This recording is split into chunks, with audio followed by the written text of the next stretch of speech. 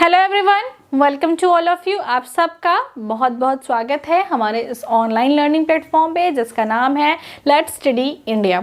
तो फ्रेंड्स, आज की इस वीडियो में हम लोग देखने वाले हैं क्लोरेला के बारे में। मतलब कि हमने एक मेंबर देख लिया था नॉन स्टॉप, और ये हम क्या देख रहे हैं, हम लोग बीएससी फर्स्ट सेमेस्टर की जो 3rd यूनिट है वहाँ की कुछ मेंबर्स के बारे में डिस्कस कर रहे हैं।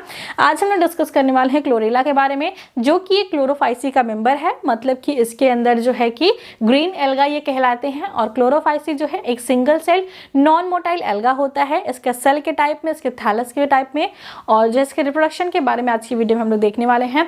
तो सबसे पहले ये मेंबर है क्लोरोफाइसी का। तो क्लोरोफाइसी के कुछ कैरेक्टर देख लेते हैं कि क्लोरोफाइसी जो है ये यूकैरियोटिक एल्गा है। मतलब जो सेल है वो यूकैरियोटिक होगी, जबकि हमने जो नॉन स्टॉक देखा था वो प्रोकैरियोटिक एल्गा थी। मेंबर ऑफ क्लोरोफाइसी के पास जो पिगमेंट होता है वो क्लोरोफिल ए होता है, क्लोरोफिल बी होता है, और कुछ कैरोटिनॉइड्स और ज़ैंथोफिल होता है। और इनका एक प्रॉपर डिफाइन जो है कि मतलब कि ये कहाँ लोकेटेड होंगे, इनका पूरा मतलब कि डिफाइन होता है कि ये कहाँ प्रेजेंट होंगे, क्योंकि यूकैरियोट्स के अंदर क्या होते हैं, प्लास्टिड होते हैं। उसके बाद इनके पास जो रिजर्व फूड मटेरियल है वो स्टार्च के फॉर्म में होता है। और दूसरी बात यहाँ पे क्या दिया है, सेलुलोज जो है वो जो सेल वॉल होती है वो सेलुलोजिक होती है, और इनके पास जो फ्लैजिला होता है वो विप्लास टाइप का होता है।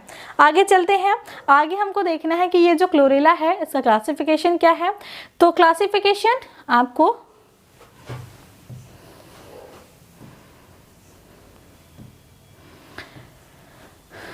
क्लासिफिकेशन देखते हैं, एक मिनट। चलिए क्लासिफिकेशन इसी तरीके से देख लेते हैं। इसका जो फाइलम है वो क्लोरोफाइसी है, जो क्लास है वो जो फाइलम है वो क्लोरोफाइटा है, जो क्लास है वो क्लोरोफाइसी है। ऑर्डर क्या है, क्लोरोकोकेल्स है। फैमिली क्या है, क्लोरेसी है। और जीनस क्या है, क्लोरेला है। ये थोड़ा सा ऊपर नीचे हो गया है, आप लोग लिख लेंगे। फाइलम क्या है, क्लोरोफाइटा है। क्लास क्या है, क्लोरोफाइसी है। ऑर्डर क्या है, क्लोरोकोकेल्स है। फैमिली क्या है, क्लोरोकेशी, और जीनस क्या है, क्लोरेला है। मोस्ट ऑफ द मेंबर जो है इसके जो है कि मतलब कि यूनिसेलुलर होते हैं, और क्या होते हैं, कॉलोनियल एल्गा होते हैं, जो कि एसेक्सुअली रिप्रोड्यूस करते हैं with the process of the auxospores या फिर ऑटोस्पोर्स। सबसे पहले इनके अक्रेंस के बारे में बात करते हैं कि ये कहाँ कहाँ पाए जाते हैं, किस किस एनवायरमेंट में ये प्रेजेंट होते हैं। तो सबसे मेन बात कि ये fresh water, brackish water and the terrestrial habitat में पाए जाते हैं। किसमें, फ्रेश वाटर, ब्रैकिश वाटर और टेरेस्ट्रियल हैबिटेट में पाए जाते हैं। कॉस्मोपोलिटेंट होते हैं और यूबिक्यूटस। मतलब कि कॉस्मोपोलिटेंट का मतलब कि सभी जगह, मतलब धरती पे जहाँ भी लाइफ पॉसिबल है उस कंडीशन में ये देखने को मिलते हैं। कोई एक पर्टिकुलर रीजन नहीं है इनका। धरती पे जहाँ पे भी प्लांट उग रहे हैं, जहाँ पे भी लाइफ सर्वाइवल है, वहाँ पे ये मिलते हैं। और ये क्या दिया है, most of the species are free living. Most of the species होते हैं इसके, ये क्या होते हैं, फ्री लिविंग होते हैं। बट कुछ जो है वो सिम्बायोटिक एसोसिएशन या फिर पैरासाइटिक एसोसिएशन भी देखने को मिलता है। सबसे पहला क्या दिया है, क्लोरेला लिक्चीनिया दिया है। It is an algal symbiotic of lichen calcium chlorina. ये क्या करते हैं, लाइकेन में इनका एसोसिएशन देखने को मिलता है। कुछ है जू क्लोरेला, वो सिम्बायोटिक इन हाइड्रा, हाइड्रा के साथ सिम्बायोटिक रिलेशनशिप देते हैं, और अदर एक्वाटिक एनिमल के साथ भी। और जो है कि क्लोरेला पैरासिटिका जो है वो पैरासाइट के फॉर्म में पाया जाता है। किसके ऊपर, पैरामीशियम स्पॉन्जिला के ऊपर ये जो है पैरासाइट के रूप में देखने को मिलते हैं। उसके बाद सबसे इंपॉर्टेंट जो है कि इनके जीन, मतलब इसके बारे में, इसके थैलस स्ट्रक्चर के बारे में आपको सबसे इंपॉर्टेंटली जानना है कि ये सिंगल सेल्ड होते हैं, और क्या होते हैं, नॉन मोटाइल एल्गा होते हैं। सबसे इंपॉर्टेंट बात कि ये नॉन मोटाइल होते हैं। हमने जब थैलस स्ट्रक्चर पढ़ा था तो हमने यूनिसेलुलर में 4 पढ़े थे। कौन कौन से यूनिसेलुलर में 4 पढ़े थे, कौन कौन से, आप लोग कमेंट बॉक्स में बताएंगे कि यूनिसेलुलर में हमने 4 कौन कौन से टाइप के पढ़े थे। चलो अच्छा ठीक है, मैं बता देती हूँ। राइजोपोडियल, फ्लैजिलेटेड, नॉन मोटाइल, और एक क्या था, फ्लैजिलेटेड, नॉन मोटाइल, और एक जो है फिलामेंटस था। फिलामेंटस फ्लैजिलेटेड था, नॉन मोटाइल था, और उसके बाद राइजोपोडियल था। उसके बाद ये क्या दिया, स्पेरिकल और ellipsoided cells are found in a true cellulosic wall. ये जो है इनके पास जो सेलुलोज होती है वो ट्रू सेलुलोजिक वॉल होती है। मतलब इसके सेल वॉल में जो कंपाउंड प्रेजेंट होता है वो सेलुलोज होता है। इनका जो क्लोरोप्लास्ट होता है वो कप शेप्ड होता है। मैंने आपको बताया था कि क्लोरेला में क्या होता है, प्रोटोप्लास्ट कौन सा होता है, क्लब शेप होता है। पैराइटल क्लोरोप्लास्ट विद और विदाउट है पायरिनॉइड्स। इसमें पायरिनॉइड्स प्रेजेंट भी हो सकता है या फिर एब्सेंट भी हो सकता है। आगे देखते हैं, the photosynthetic thylakoid is not so grana like organization. तो इसके अंदर जो है कि ग्रेना लाइक ऑर्गेनाइजेशन देखने को नहीं मिलता। मतलब कि जैसे हमारे अंदर क्या है, मतलब हमारे नहीं, प्लांट के अंदर क्या है, जो डेवलप प्लांट है उनके अंदर क्या है, जो थैलाकॉइड होता है उसके अंदर जो है इस तरीके से, मान लीजिए ये थैलाकॉइड है, तो इस तरीके से जो है कि ग्रेना स्ट्रक्चर, मतलब कि इस तरीके से जो है कि स्टैक्स दिखते हैं वो जो है ग्रेना कहलाते हैं, तो वो यहाँ पे देखने को नहीं मिलते। In the colourless central cytoplasm, इसका जो साइटोप्लाज्म होता है सेंट्रल, वो कलरलेस होता है, located in the single nucleus, उसके अंदर एक सिंगल न्यूक्लियस प्रेजेंट होता है। The mitochondria, endoplasmic reticulum and the Golgi body and the few vacuoles. इसके अंदर क्योंकि ये जो है ये यूकैरियोटिक का मेंबर है, तो इसके अंदर mitochondria, endoplasmic reticulum, vacuoles and Golgi body सारे स्ट्रक्चर देखने को मिलते हैं। ये देखिए इसका फिगर है यहाँ पे, ये नॉर्मल सा फिगर है जो आपको अक्सर देखने को मिलता है इस तरीके से। ये क्या है, इसकी क्लोरोप्लास्ट है, न्यूक्लियस है और सेल वॉल के बारे में दिया है। और ये इसका क्या है, ये इसका अल्ट्रा या फिर इलेक्ट्रॉन माइक्रोस्कोप से स्ट्रक्चर लिया गया है। इसमें देखिए यहाँ पे वैक्यूल्स प्रेजेंट है, यहाँ पे सेल वॉल प्रेजेंट है। उसके बाद ये क्या है, गोल्जी बॉडी है, गोल्जी बॉडी है। ये माइटोकॉन्ड्रिया है, क्लोरोप्लास्ट लैमेला है, लैमेली है, साइटोप्लाज्म है, न्यूक्लियर मेम्ब्रेन है, और ये जो है कि न्यूक्लियर मेम्ब्रेन से न्यूक्लियर के बीच में जो न्यूक्लियो साइटोप्लाज्मिक पोर है वो प्रेजेंट है, और यहाँ पे जो है न्यूक्लियस। मतलब कि ये टिपिकली जो है यूकैरियोटिक सेल जैसा स्ट्रक्चर आपको देखने को मिलेगा। इसमें क्या होता है कि इसके पास जो है कि प्रेजेंट नहीं होता है मोटाइल सेल्स या फिर कोई भी ऐसी ऑर्गन जो कि उनके मूवमेंट में हेल्प करे, वो प्रेजेंट नहीं होता। रिप्रोडक्शन की बात करें तो इनके अंदर जो है मेनली एसेक्सुअल रिप्रोडक्शन या फिर एसेक्सुअल ऑक्सोस्पोर्स का फॉर्मेशन होता है। ये 4 स्टेप की प्रोसेस आपको देखने को मिलेगी। Formation of 4 asexual auxospore, the motile cells, zoospore और गैमेट आर नॉट प्रोड्यूस। इसके अंदर कोई भी एसेक्सुअल या फिर कोई गैमेट का प्रोडक्शन नहीं होता। इसके अंदर जो आपको एसेक्सुअल ऑक्टोस्पोर्स का ही फॉर्मेशन देखने को मिलेगा। और जूस्पोर का मतलब कि क्या, asexual flagellated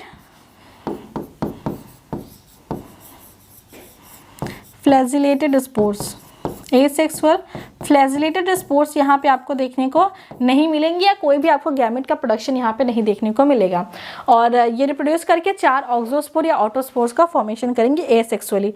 तो चलिए स्टार्ट करते हैं, हम इनके जो है कि लाइफ साइकिल के बारे में डिस्कस करेंगे। तो 4 phase in the life cycle of the chlorella were defined. इनके लाइफ साइकिल में जो है मेनली 4 फेजेस दिखाई देते हैं।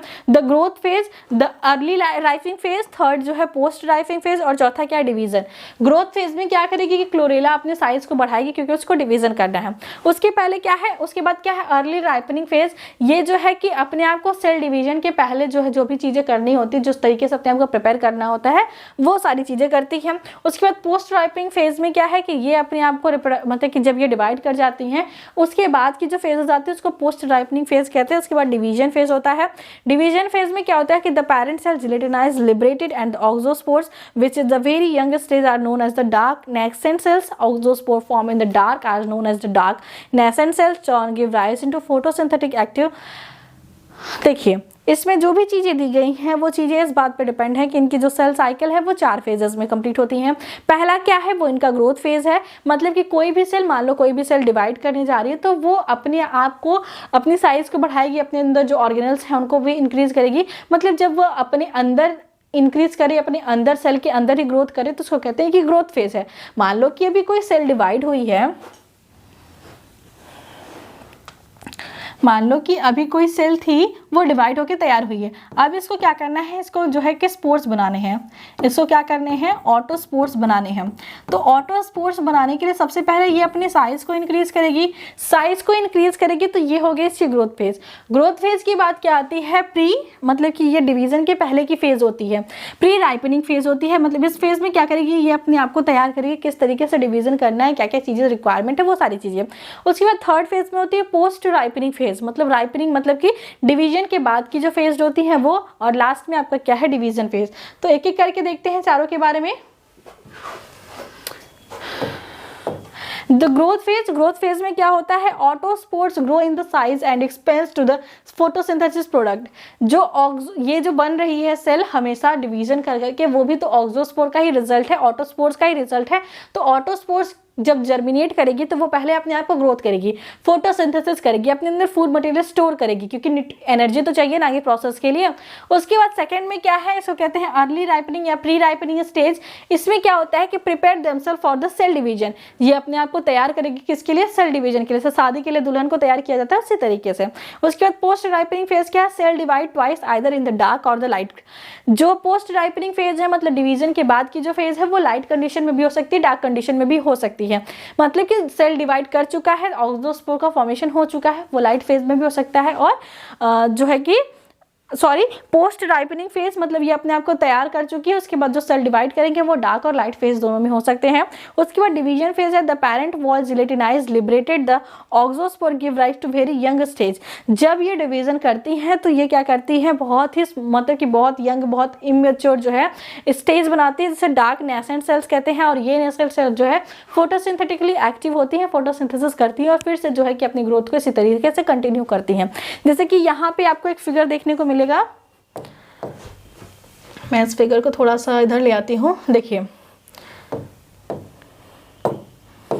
यहाँ पे क्या है, ये जो है हमारी फर्स्ट स्टेज है। उसके बाद क्या है कि ये डिवाइड करने के लिए तैयार हो रही है, फिर ये 1 से 2, 2 से 4 न्यूक्लियस बन रही है। ये 4 न्यूक्लियस फिर अपने आप को डेवलप कर रहे हैं, फिर ये डिवीजन करके अलग अलग हो जा रहे हैं, फिर ये अपने सेल को ग्रोथ कर रही है, मतलब कि ये सेल बन गया ऑक्सोस्पोर, ये सेल जो है ग्रोथ कर रही है, ये प्री मैच्योरिंग फेज है और फिर ये डिवीजन कर रही है इस तरीके से। तो ये बहुत शॉर्ट सा हो गया, इसमें बस 4 फेजेस होते हैं। पहला क्या हो गया, ग्रोथ फेज हो गया, दूसरा क्या अर्ली राइपनिंग, पोस्ट राइपनिंग और लास्ट में आपका डिवीजन फेज। उसके बाद बनती कौन सी सेल है, डार्क नेसेंट सेल्स बनती हैं और ये सेल जो है फोटोसिंथेटिकली एक्टिव होती हैं। उसके बाद the growth and early ripening phase both light and temperature dependent. जो ग्रोथ फेज है और जो अर्ली राइपनिंग फेज है वो लाइट और टेम्परेचर के ऊपर डिपेंडेंट होती है। अगर लाइट एंड टेम्परेचर उनके फेवरेबल है तो ही डिवीजन होगा। The post ripening and autospore regulated phase are the only temperature dependent phase. मतलब कि स्टार्टिंग की जो फेज थी, जो ग्रोथ फेज थी, और जो आपकी दूसरी वाली फेज थी मतलब प्री राइपनिंग फेज थी, ये दोनों जब फेज है तो आपको प्रॉपर लाइट भी चाहिए फोटोसिंथेसिस के लिए, क्योंकि अभी आप तैयारी कर रहे हो आगे के काम के लिए। आपको न्यूट्रिशन चाहिए होगा, पहले से बनाना पड़ेगा, तभी आप अपनी लड़ाई को लड़ सकते हैं। उसके बाद जो आपकी थर्ड स्टेप है और फोर्थ स्टेप है, इसमें क्या है कि हम इतना एनर्जी एक्यूमुलेट कर चुके हैं, हम इतना एनर्जी जमा कर चुके हैं कि अब हमें एनर्जी का फॉर्मेशन अगर नहीं भी होगा तो भी हम अपनी काम को कर लेंगे।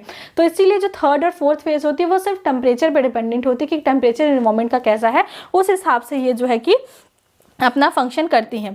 उसके बाद क्लोरेला का क्या है, कुछ इकोनॉमिक इंपॉर्टेंस के बारे में दिया गया है कि क्लोरेला जो है ग्रो वेरी फास्ट, इसका जो ग्रोथ रेट है वो बहुत जल्दी होता है। Use to study the mechanism of the photosynthesis and the respiration. इसका यूज केस में क्या आता है, फोटोसिंथेसिस और रिस्पायरेशन की मैकेनिज्म को अंडरस्टैंड करने के लिए। देखिए इसमें अंदर अगर फोटोसिंथेसिस बहुत तेज हो रहा है, अगर डिवीजन बहुत तेज हो रहा है तो इसका मतलब कि वो फोटोसिंथेसिस बहुत हाई रेट से करेगी। अगर फोटोसिंथेटिक हाई रेट से करेगी तो ऑक्सीजन का लिबरेशन भी होगा। तो सबसे पहले ये सारे जो एक्सपेरिमेंट हुए थे कि ऑक्सीजन कौन सी गैस निकलती है, ये सारे जो एक्सपेरिमेंट हुए थे वो इन्हीं प्लांट पे हुए थे। As it is photosynthetic pigment and reserve food material are similar to the light higher plants. इसके अंदर ये क्लोरोफाइसी का मेंबर है, तो इसके अंदर जो रिजर्व फूड मटेरियल है और जो पिगमेंट प्रेजेंट होता है वो हायर प्लांट की तरह सेम होता है। तो इसका अगर हम लोग कल्चर कराते हैं या फिर इसको हम लोग ग्रो कराते हैं तो हमको रिजल्ट जो मिलेंगे वो अपने हायर प्लांट के जैसे ही देखने को मिलेंगे और इसको ईजी टू कल्चर हो सकता है, इसलिए जो है इसका यूज करते हैं। Chlorella is rich in protein, ये जो है प्रोटीन का रिच सोर्स होता है। Fat and carbohydrate, amino acid, vitamin and minerals, ये किसका रिच सोर्स होता है, फैट का, कार्बोहाइड्रेट का, प्रोटीन का, अमाइनो एसिड का, विटामिन का और मिनरल्स का। Because of nutrition value chlorella is used as healthy supplement.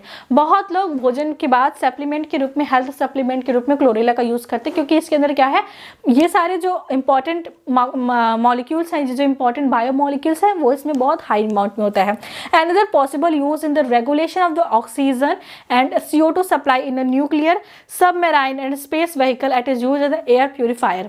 देखिए जब हम लोग स्पेस में जाते हैं, स्पेस व्हीकल्स में जाते हैं, तो वहाँ पे ऑक्सीजन और कार्बन डाइऑक्साइड का जो अमाउंट है वो बना रहे।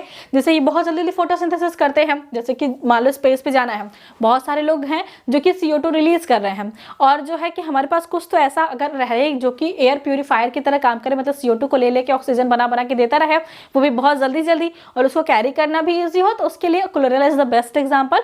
तो स्पेस में इसको एयर प्यूरीफायर की तरह भी यूज किया जाता है कि जो हमने CO2 बनाया है उसको ये ऑक्सीजन में कन्वर्ट कर सकता है। उसके बाद क्या दिया, एंटीबायोटिक क्लोरेलिन जो है वो भी प्रोड्यूस होता है किससे, क्लोरेला में, जो कि बहुत सारे बैक्टीरियल इन्फेक्शन के लिए हमको जो है रेजिस्टेंट प्रोवाइड करता है। Chlorella remove CO2 and stores O2 in photosynthetic process, thus it is used in the sewage treatment tank of the help of aerobic decomposition of the sewage. Sewage treatment में भी इसका use किया जाता है, क्यों, क्योंकि ये ऑर्गेनिक मटेरियल, मतलब कि ये CO2 को यूज करता है और क्या बनाता है, ऑक्सीजन बनाता है, तो इसलिए इसका यूज़ जो हम लोग सीवेज ट्रीटमेंट में भी करते हैं। ठीक है, तो ये हो गई कुछ इंपॉर्टेंट बातें क्लोरेला के बारे में। और इस तरीके से क्लोरेला के बारे में बहुत कुछ आपको नहीं देखना था, सिर्फ आपको ये देखना है कि क्लोरेला जो है वो सिंगल सेल है, नॉन मोटाइल है और यूकैरियोटिक सेल्स है। तो जब सेल स्ट्रक्चर के बारे में लिखने को मिलेगा तो आप यूकैरियोटिक सेल के स्ट्रक्चर के टाइप के बारे में लिख देंगे। पिगमेंट्स इसमें जो है कि आपको पता है कि हायर प्लांट की तरह क्लोरोफिल ए, क्लोरोफिल बी, ज़ेंथोफिल और कैरोटिनॉइड्स होते हैं। उसके बाद जो है कि इसका फूड मटेरियल जो स्टोर्स होता है वो हायर प्लांट की तरह स्टार्च होता है। सेल वॉल जो है वो सेलुलोजिक होती है। रिप्रोडक्शन जो है ऑटोस्पोर द्वारा होता है। 4 स्टेजेस होती हैं, ग्रोथ फेज होता है, प्री राइपनिंग फेज और पोस्ट राइपनिंग फेज और लास्ट में डिवीजन फेज होता है। तो इस तरीके से आपको जो अगर आप फिगर बनाना चाहते हो तो बना सकते हैं। और जो आगे की 2 फेज जो होती है लाइट और टेम्परेचर दोनों पे डिपेंडेंट होती है। लास्ट की जो 2 फेज होती है वो सिर्फ टेम्परेचर पे डिपेंडेंट होती है। और इकोनॉमिक इंपॉर्टेंस आपने ये देख ली। अगर आप लोग को स्क्रीनशॉट लेना चाहते हैं तो मैं आप लोग को स्क्रीनशॉट एक साइड होकर दे देती हूँ। तो ये हमारी क्लोरोफाइसी के कुछ जनरल कैरेक्टर्स थे जो कि हमारे यहाँ पे भी मैच कर रहे थे। उसके बाद हमने यहाँ पे इसका क्लासिफिकेशन देखा था। उसके बाद हमने इसका अक्रेंस देखा था। अक्रेंस देखने के बाद हमने इनके थैलस के बारे में देखा था। थैलस के बाद हमने इनके रिप्रोडक्शन साइकिल के बारे में देखा था। इसके 4 स्टेजेस होते हैं, कौन सा लाइट डिपेंडेंट होता है, कौन सा टेम्परेचर डिपेंडेंट होता है। उसके बाद इसकी इकोनॉमिक इंपॉर्टेंस के बारे में हमने देख लिया। तो ये मेंबर हमने कंप्लीट कर लिया। आगे के जो भी मेंबर आपके सिलेबस में दिए हैं वो एक एक करके हम लोग कंप्लीट करते जाएंगे। तो यहाँ तक वीडियो आपको देखने के लिए बहुत बहुत थैंक यू। बनाना क्या है नोट्स और करना क्या है रिवीजन।